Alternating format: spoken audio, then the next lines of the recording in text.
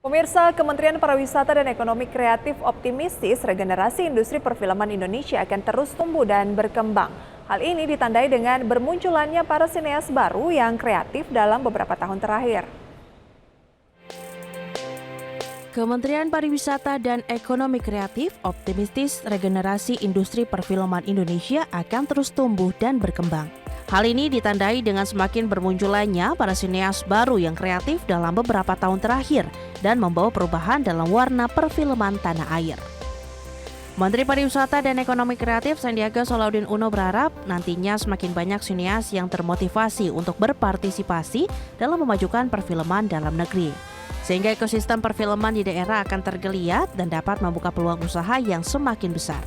Selain itu, untuk menjadikan industri perfilman Indonesia menjadi lebih baik, Sandiaga melaporkan pemerintah juga telah melakukan kerjasama dengan industri hiburan Korea Selatan, di mana kolaborasi tersebut juga meliputi adaptasi film, proses rekrutmen casting, dan penerapan skema alur kerja film yang profesional.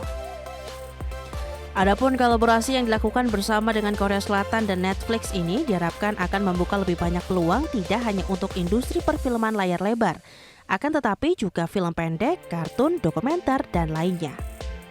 Oleh karena itu, pihaknya mengajak para sineas dan produser untuk menciptakan seri-seri lokal yang tidak kalah dengan drama Korea dan dapat ditayangkan di Netflix.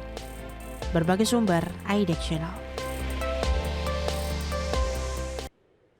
Ya, pemirsa, lagi booming ya film Miracle in Cell Number 7 yang diadaptasi dari film Korea yang populer. Mungkin Anda sudah nonton versi yang mana nih? Nah, tapi bukan itu yang akan kita bahas saat ini pemirsa, tapi lebih ke ngomongin remake. Pada era kemajuan globalisasi, industri film memang turut diminati oleh masyarakat dan tidak kecuali di Indonesia. Namun pemirsa, kualitas industri film di Indonesia ini dirasa menurun dibandingkan dengan sebelum-sebelumnya. Nah, di tengah maraknya film-film pendek buatan komunitas sosial yang memunculkan isu-isu di masyarakat pada awal tahun 2000-an, beberapa industri film Indonesia bahkan memproduksi film-film berkualitas rendah, misalnya semi pornografi dan kekerasan. Hal ini mengakibatkan semakin ketatnya regulasi perfilman. Dan selain itu banyak film yang disensor karena melanggar norma budaya dan juga agama. Di mana film-film remake yang diproduksi secara besar-besaran ini diduga menawarkan keuntungan besar di pasar. Bahkan film-film daur ulang ini tidak hanya dinilai mampu meraup keuntungan pasar yang potensial, namun juga dianggap aman dari lembaga sensor film. Seperti diketahui ya, film remake merupakan salah satu elemen dari tradisi pengerjaan ulang sinema yang lebih luas yang diadaptasi dari teks sastra, kisah nyata maupun juga bisa mitos.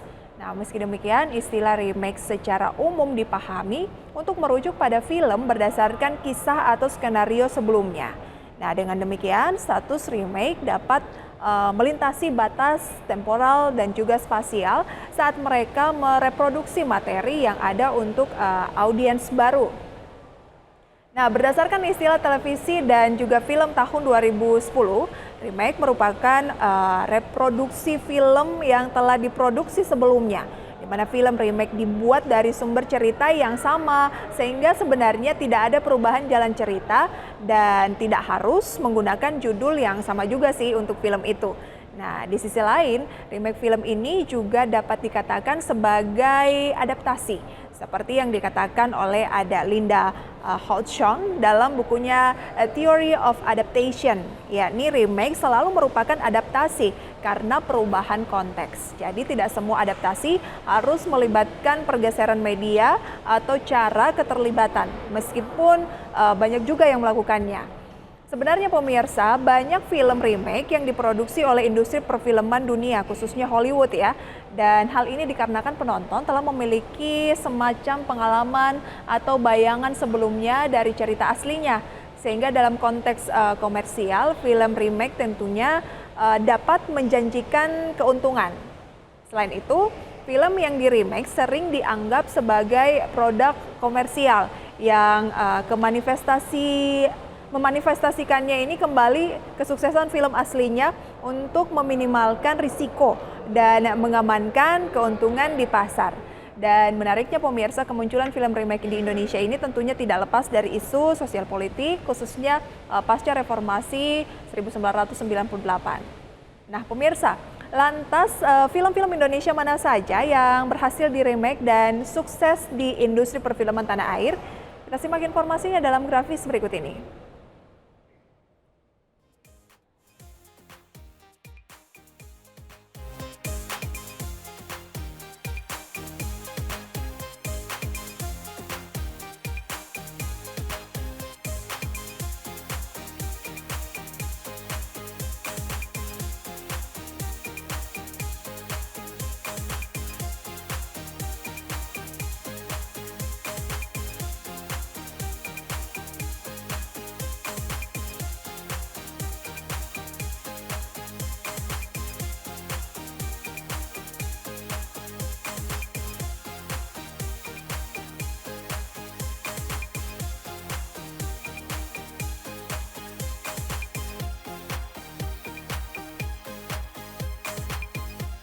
Cinema Veles, kira-kira mana nih film-film tadi yang sudah sempat Anda tonton dan pendapat Anda seperti apa akan film-film remake tersebut?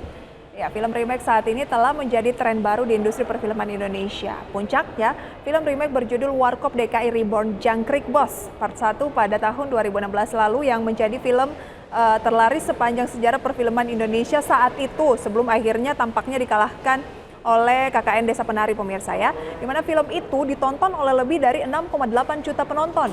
Namun demikian, lahirnya film remake juga memberikan kesan bahwa kreativitas sineas Indonesia ini semakin menurun.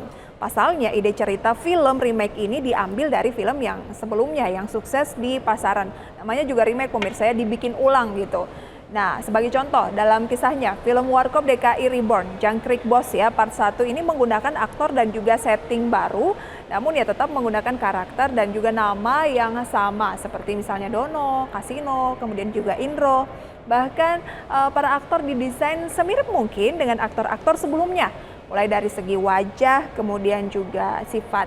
Dan untuk memeriahkan cerita, misalnya di situ ya, Indro sebagai salah satu aktor Warkop DKI yang masih hidup juga dilibatkan langsung sebagai semacam bayang-bayang intro baru lah, agar penonton tidak kehilangan citra Warkop DKI di masa lalu.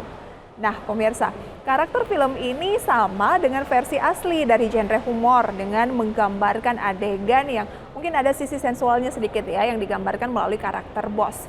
Serta tidak ketinggalan untuk menambah bumbu-bumbu kritik sosial seperti mogok kerja, kemacetan di Jakarta, dan juga korupsi yang merajalela. Selain meremake film Indonesia, adaptasi ulang film dari luar negeri juga tengah digencarkan industri perfilman tanah air. Terbaru yaitu tadi pemirsa yang sudah saya sebut gitu ya, film Miracle in Cell No. 7 ini yang merupakan film adaptasi dari Korea dan berhasil meraih 1,150 juta penonton di hari keempat penayangannya pemirsa. Dan kabarnya ini tuh bikin mewek gitu ya, sampai penasaran juga nih, belum sempat nonton tapi habis ini mungkin ya, ingin nonton pemirsa, karena kan ini adalah film Korea yang sangat populer dan memang bagus gitu ya menurut saya pemirsa. Nggak tahu menurut Anda seperti apa, gimana ya kalau itu diperankan oleh aktor-aktor hebat tapi dalam negeri. Nah di samping itu, tren film berbasis remake di industri film Indonesia tidak hanya dilihat dari perspektif komersial, tetapi juga dari sudut pandang manifestasi tekanan dan juga tuntutan dari pemerintah, pemilik bioskop, kemudian juga pengiklan, kemudian tokoh masyarakat dan kelompok penekan, serta penonton, di mana tekanan dan tuntutan tersebut dapat mengurangi kebebasan film sebagai media berkreasi dan juga berekspresi, terutama nih dalam menciptakan ide cerita film. Selain itu pemirsa, masifnya film berbasis remake ini juga menunjukkan bahwa di satu sisi industri film harus tetap hidup dengan memproduksi film-film yang tentunya diminati pasar agar para pemilik bioskop mau memutarkan film tersebut dan ditonton oleh banyak orang. Di sisi lain, industri film Indonesia harus tunduk pada kebijakan pemerintah yang bisa dibilang cukup ketat nih saat ini. Nah, lantas selain remake film, apa saja jenis adaptasi film yang sering digunakan para pegiat industri perfilman? Berikut informasinya dalam grafis.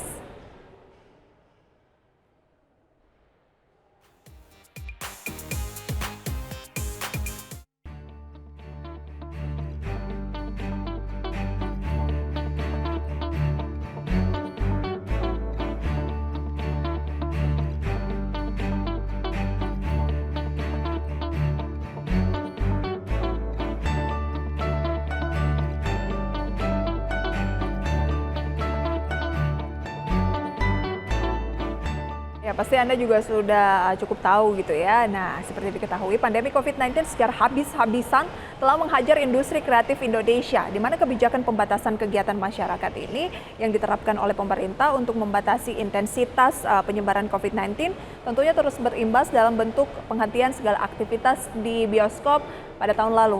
Bahkan pemirsa, penghentian tersebut ikut membawa dampak kesulitan produksi serta kehilangan massa ataupun penonton.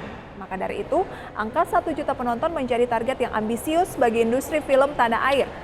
Nah, pemirsa, situasi ini dinilai sangat buruk, apalagi jika dibandingkan dengan saat sebelum pandemi, di mana penonton sebuah film di bioskop mudah meraih 1 hingga 5 juta penonton. Namun perlahan pada tahun ini, industri perfilman dalam negeri ini mulai kembali bangkit. Salah satunya ditandai dengan kesuksesan film KKN di Desa Penari yang berhasil nih bisa bilang menggebrak setelah pandemi gitu pemirsa, menjadi film terlaris di Indonesia dengan menembus 9 juta penonton dan meraup keuntungan pendapatan mencapai 282,46 miliar rupiah sejak penayangan perdananya di bioskop pada 30 April 2022 lalu. Sebelumnya pemirsa, pada tahun lalu pemerintah melalui Dana Pemulihan Ekonomi Nasional ini turut menyalurkan dana bantuan untuk pekerja film dengan total dana yang digelontorkan mencapai 116,88 miliar rupiah. Dana tersebut disalurkan kepada 125 rumah produksi dan komunitas perfilman baik untuk film panjang, pendek, dokumenter, panjang dan juga pendek. Bahkan tahun ini dana pen film dari pemerintah juga masih tetap hadir dengan menyediakan bantuan insentif mencapai 75 miliar untuk pekerja film dan hanya melalui satu skema, yaitu promosi. Nantinya melalui anggaran tersebut setiap rumah produksi akan mendapatkan jatah 1,5 miliar rupiah yang artinya hanya akan ada kuota untuk sekitar 50 rumah produksi saja yang dapat mengakses bantuan tersebut. Di samping itu, skema bantuan dana pen film yang ditunjukkan untuk pekerja film komersial juga sekaligus menjadi cara untuk mengembangkan bisnis di komunitas film daerah agar dapat menciptakan kreativitas dalam memajukan perfilman tanah air. Dan pemirsa, itu dia ya informasi seputar perfilman di tanah air ini, bagaimana sebuah remake diharapkan ini bisa menjadi membuat industri perfilman di tanah air ini terus berkembang, dan ini yang diyakini oleh pemerintah dengan memberikan sejumlah insentif, meskipun mungkin insentif yang diberikan sudah tidak sebesar ketika pandemi kemarin begitu ya, tetapi kiranya ini bisa memacu industri perfilman Indonesia untuk kembali bangkit begitu ya, dan paling tidak diminati oleh sebagian besar masyarakat Indonesia, sehingga kita tidak terlalu skeptis nih ketika ada film-film lokal yang hadir gitu ya, dan diharapkan kita ada minat yang tinggi untuk menontonnya pemirsa ya, karena ini akan membantu perekonomian tanah air.